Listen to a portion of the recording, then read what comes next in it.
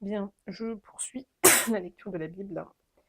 Nous sommes aujourd'hui mercredi 23 juillet, me semble-t-il, oui, 2014, et il est assez tard, il est minuit moins le quart.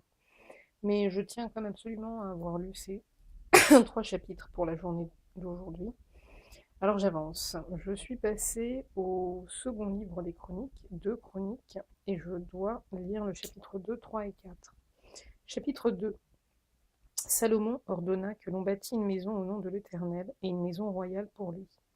Salomon compta 70 000 hommes pour porter les fardeaux, 80 000 pour tailler les pierres dans la montagne et 3600 pour les surveiller. Salomon envoyait dire à Huram, roi de Tyr, fais pour moi comme tu as fait pour David mon père, à qui tu as envoyé des cèdres, afin qu'il se bâtît une maison d'habitation. Voici, j'élève une maison au nom de l'Éternel, mon Dieu, pour la lui consacrer, pour brûler devant lui le parfum odoriférant, pour présenter continuellement les pains de proposition, et pour offrir les holocaustes du matin et du soir, des sabbats, des nouvelles lunes et des fêtes de l'Éternel, notre Dieu, suivant une loi perpétuelle pour Israël. La maison que je vais bâtir doit être grande, car notre Dieu est plus grand que tous les dieux. Mais qui a le pouvoir de lui bâtir une maison, puisque les cieux et les cieux des cieux ne peuvent le contenir? Et qui suis-je pour lui bâtir une maison, si ce n'est pour faire brûler des parfums devant lui? Envoie-moi donc un homme habile pour les ouvrages en or, en argent, en airain et en fer, en étoffe teinte en pourpre, en cramoisi et en bleu, et connaissant la sculpture, afin qu'il travaille avec les hommes habiles qui sont auprès de moi en Juda et à Jérusalem, et que David mon père a choisi.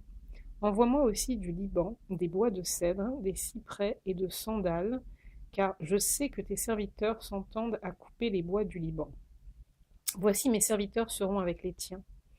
Que l'on me prépare du bois en abondance, car la maison que je vais bâtir sera grande et magnifique. Je donnerai à tes serviteurs qui couperont, qui abattront les bois, 20 000 corps de froment foulés, 20 000 corps d'orge, 20 000 battes de vin et 20 000 battes d'huile. Huram, roi de Tyr, répondit dans une lettre qu'il envoya à Salomon. C'est parce que l'Éternel aime son peuple qu'il t'a établi roi sur eux. Huram dit encore: Béni soit l'Éternel, le Dieu d'Israël, qui a fait les cieux et la terre, de ce qu'il a donné au roi David un fils sage, prudent et intelligent, qui va bâtir une maison à l'Éternel et une maison royale pour lui. Je t'envoie donc un homme habile et intelligent. Huram-Abi, fils d'une femme d'entre les filles de Dan et d'un père tyrien. Il est habile pour les ouvrages en or, en argent, en airain et en fer, en pierre et en bois, en étoffe teinte en pourpre et en bleu, en étoffe de byssus et de carmin, et pour toute espèce de sculpture et d'objet d'art qu'on lui donne à exécuter. Il travaillera avec tes hommes habiles et avec les hommes habiles de mon seigneur David, ton père. Maintenant que notre Seigneur envoie à ses serviteurs le froment, l'orge, l'huile et le vin dont il a parlé. Et nous couperons des bois du Liban autant que tu en auras besoin. Nous te les expédierons par mer en radeau jusqu'à Jaffo, et tu les feras monter à Jérusalem. Salomon compta tous les étrangers qui étaient dans le pays d'Israël et dont le dénombrement avait été fait par David son père. On en trouva 53 600. Et il en prit 70 000 pour porter les fardeaux, 80 000 pour tailler les pierres dans la montagne, et 3600 pour surveiller et faire travailler le peuple. Chapitre 3. Salomon commença à bâtir la maison de l'Éternel à Jérusalem sur la montagne de Morija, qui avait été indiquée à David son père dans le lieu préparé par David sur l'aire d'Ornan, le Jébusien. Il commença à bâtir le second jour du second mois de la 4e année de son règne. Voici sur quel fondement Salomon bâtit la maison de Dieu. La longueur en coudées de l'ancienne mesure était de 60 coudées et la largeur de 20 coudées. Le portique sur le devant avait 20 coudées de longueur répondant à la largeur de la maison et 120 de hauteur. Salomon le couvrit intérieurement d'or pur. Il revêtit de bois de cyprès la grande maison, la couvrit d'or pur et y fit sculpter des palmes et des chênettes.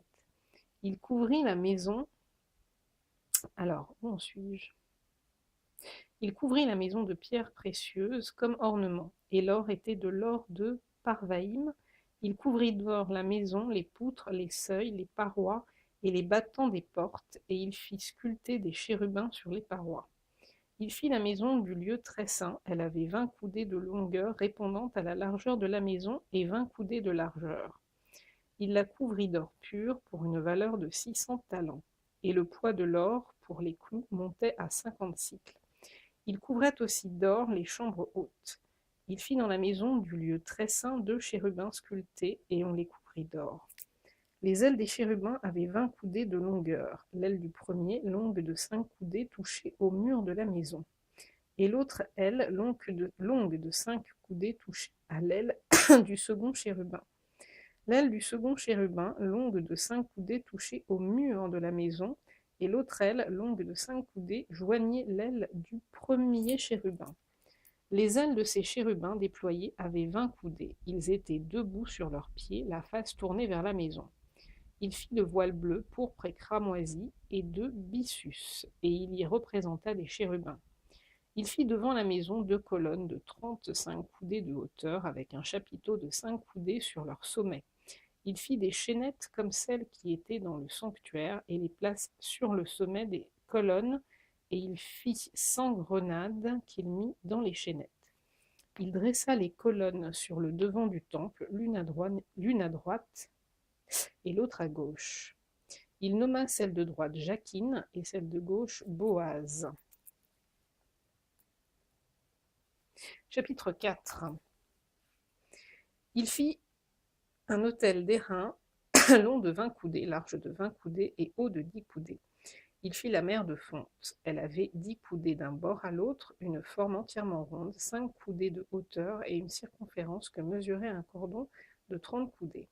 Des figures de bœufs l'entouraient au-dessous de son bord, 10 par coudée, faisant tout le tour de la mer. Les bœufs disposés sur 2 rangs étaient fondus avec elle en une seule pièce.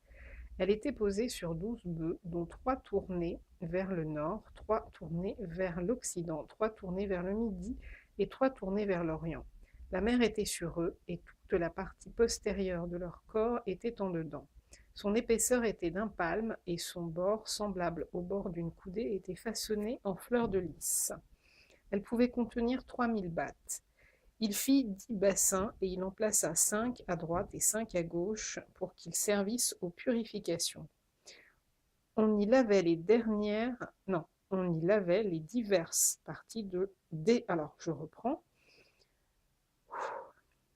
lavait les diverses parties des holocaustes. La mer était destinée aux ablutions des sacrificateurs. Il fit 10 chandeliers d'or selon l'ordonnance qui les concernait. Il fit 10 chandeliers d'or selon l'ordonnance qui les concernait, et il les plaça dans le temple, 5 à droite et 5 à gauche. Il fit 10 tables, et il les plaça dans le temple, 5 à droite et 5 à gauche. Il fit 100 coupes d'or. Il fit le parvis des sacrificateurs et le grand parvis avec ses portes dont il couvrit d'airain les battants. Il plaça la mer du côté droit, au sud-est. Huram fit les cendriers, les pelles et les coupes. Ainsi Huram acheva l'ouvrage que le roi Salomon lui fit faire pour la maison de Dieu. 2 colonnes avec les 2 chapiteaux et leurs bourrelets sur le sommet des colonnes, les 2 treillis pour couvrir les 2 bourrelets des chapiteaux sur le sommet des colonnes, les 400 grenades pour les 2 treillis, 2 rangées et 2 rangées, 2 rangées de grenades par treillis pour couvrir les 2 bourrelets des chapiteaux sur le sommet des colonnes, les 10 bases et les 10 bassins sur les bases, la mer et les 12 bœufs sous elle, les cendriers, les pelles et les fourchettes. Tous ces ustensiles que le roi Salomon fit faire à Huram-Abi pour la maison de l'Éternel étaient d'airain poli. Le roi les fit fondre dans la plaine du Jourdain, dans un sol argileux entre Sukkot et Tséréda. Salomon fit tous ces ustensiles en si grande quantité que l'on ne vérifia pas le poids de l'airain. Salomon fit encore tous les autres ustensiles pour la maison de Dieu. L'autel d'or, les tables sur lesquelles on mettait les pains de proposition, les chandeliers et leurs lampes d'or pur qu'on devait allumer selon l'ordonnance devant le sanctuaire, les fleurs, les lampes et les mouchettes d'or, d'or très pur, les couteaux, les coupes, les tasses et les brasiers d'or pur, et les battants d'or pour la porte de l'intérieur de la maison à l'entrée du lieu très saint, et pour la porte de la maison à l'entrée du temple. Voici, c'est fini.